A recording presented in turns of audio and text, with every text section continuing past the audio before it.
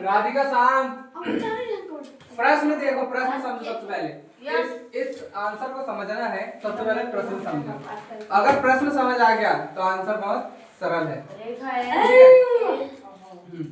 चलो, रेखा एल, ये वाली रेखा एल चित्र में समझते जाओ जो प्रश्न कह रहा है ना। ये रेखा एल कोण ए को समद्विभाजित करती है। ये वाला जो कोण बना है, ये वाला, इसको क्या करती है? समद्विभाजित। तो दो अलग अलग समान भागों में विभाजित करती, ठीक है। ये पता चला यहाँ से, ठीक।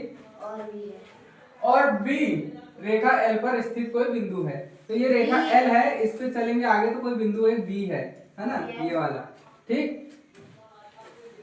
बीपी और बीक्यू, बीपी और बीक्यू, ये दो रेखा जो है ना, कोण ए की भुजाओं पर बी से डाले गए लंब है ना। ये बी से इस पे लंब डाले, ए की भुजाओं, कोण ए की भुजाएं कौन सी है? एक तो ये वाली है और एक तो ये वाली, ये और ये, इन दोनों पर डाले गए लंब क्या है? ये क्या है? बीपी और बीक्यू। ये बीपी और बीक्यू, ये कोण ए की एक तो ये वाली भुजा और ये वाली भुजा पर डाला गया क्या है? लंब है ना। लंब है तो वहां कितने अंश का कोण होगा? 90 अंश का। यहाँ तक क्लियर? ये बिंदु बी से इस पर लंब डाले हैं, तो किस पर? कोण ए की भुजाओं पर। तो कोण ए की भुजा एक तो ये वाली है, एक तो ये वाली है, तो ये दोनों पे क्या डाल दिया अपन ने? लंब। यहाँ तक आया समझ?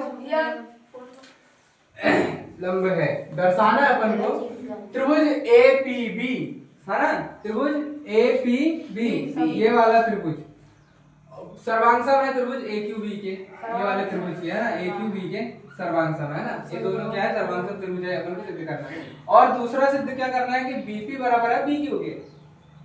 ये जो बीपी है ये बराबर है बीक्यू के, ये दोनों लंब क्या है? बराबर है, ये अपन को सिद्ध करना। अर्थात बिंदु बी जो है कोण की भुजाओं से समान दूरी पर है।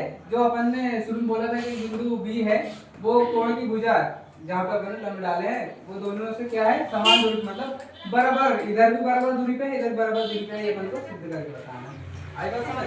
चलो, प्रश्न आया समझ में क्या क्या करना अपन को? चलो ठीक है, हल लिखेंगे अपन। त्रिभुज एपीबी तथा त्रिभुज एक्यूबी में है ना, ये दो त्रिभुज ही लेंगे, दो त्रिभुज दिख रहे हैं अपन को, एपीबी और एक्यूबी में कोण क्या क्या बराबर है? एपीबी, ये लंब डाले थे तो 90-90 बराबर होंगे, पहले बता दो ना कि कोण एक्यूबी है ना और कोण एपीबी, ये दोनों क्या रहेंगे? बराबर। तो लिख दिए यहाँ पे कोण एपीबी बराबर कोण एक्यूबी बराबर 90 दिया है ना। आई बात समझ? दूसरा क्या है? समद्विभाजक है, बताया था कोण ए का। तो कोण ए का समद्विभाजक कैसे लिखेंगे? P A B, P A B, और कोण पी ए न क्यू ए बी है ना।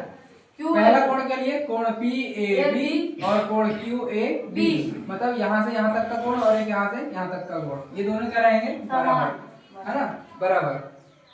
कैसे? क्योंकि पी ए क्यू को ए बी समद्विभाजित करता है, ये अपन ने प्रश्न में जाने हैं। आई बात समझ?